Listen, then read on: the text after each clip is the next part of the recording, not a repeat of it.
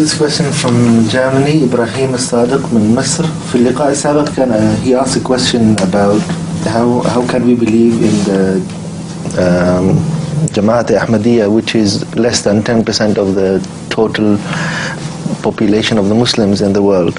And he's asking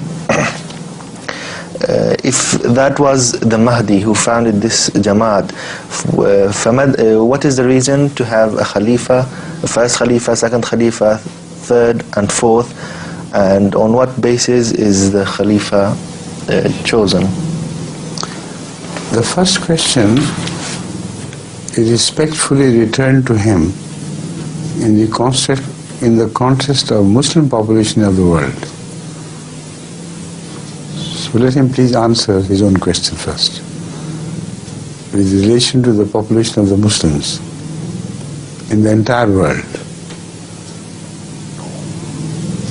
1400 years have passed since Islam came into being. And as yet, the Muslim population at best is 1/4 or 1/5 of the entire population of the world. 1/5 is best. So why doesn't he ponder over this question? Why does he believe in Islam? Ahmadiyya began only 100 years ago. And Islam, which was created. Now, when I said Ahmadiyya began only 100 years ago, I mean Ahmadiyya in Islam began only 100 years ago. But Islam as such began 1400 years plus more in the past. And yet Islam is spread only very thinly all over the world. That is the picture which he should realize emerges from an overall view. But when he concentrates deeper into the affairs of the Muslims, he'll come to realize that they do not exist. Because when he changes his vantage point from one Muslim sect to the other, all the rest appear to be non-Muslims. And this we can prove from their own edicts. He becomes a Shia, for instance. He goes to Iran and looks at the rest of the Muslim world, so-called Muslim world, from the minarets of Iran. What he sees is non-Muslims spread all over the world, except for a few Shias, like salt in food, and no more.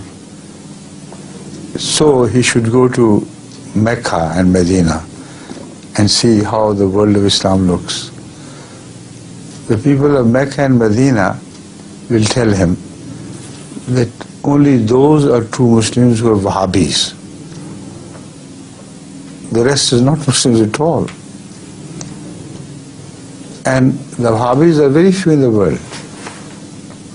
So looking from the vantage point of the Meccans and Medina and Medinite people, looking from the minarets of Masjid al-Nabwi or Khana Kaaba, he would look at Iran and say, no, not one of them is Muslim. All finished. And then he would turn to Pakistan and India and say, oh, what mushrikeen, what idolaters. They believe in graves. They seek favors from the dead saints. All have to be dubbed as non-Muslims. So on and so forth. He goes on shifting his places and goes ultimately to these so-called Muslims, but in reality mushrikeen, Barelvi Muslims. When he reaches there, then he looks back at Mecca and they will tell them they're non-Muslims, their kufr is worse than Qadianis. They insult the Honorable Muhammad Rasulullah and they're not believers. Where will Islam be left? Nowhere. So he believes in Islam while it is not nowhere. He denies Ahmadiyyat, which is everywhere in one unity, one entity, single entity, indivisible entity. And that is the answer also of his second part of the question of Khilafat. The only difference between non-Ahmadiyya world and the Ahmadiyya world is that of the existence or non-existence of Khilafat. Khilafat is the link which connects us through the 1400 years back to the Khilafat of Hazrat Muhammad Rasulullah sallallahu alaihi wasallam. And it is because of his own prophecy. When he describes the decay and decline of the Muslim world, finally he declares, ثُمَّ تَكُونُ خِلَافَةٌ عَلَى مِنْهَجِ النُّبُوَّةِ. So it is his prophecy which is fulfilled.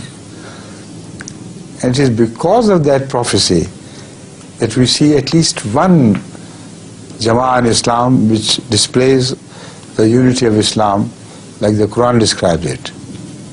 They have turned into al-ikhwa. Ikhwa from all the countries of the world. They love each other like brothers. They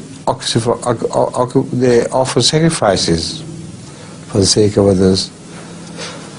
And if the word ikhwa can be applicable to any body of people, it should be applicable to the body of Jamaat Ahmadiyya. Right? Thank you. What is your question? Well, would you put it, please?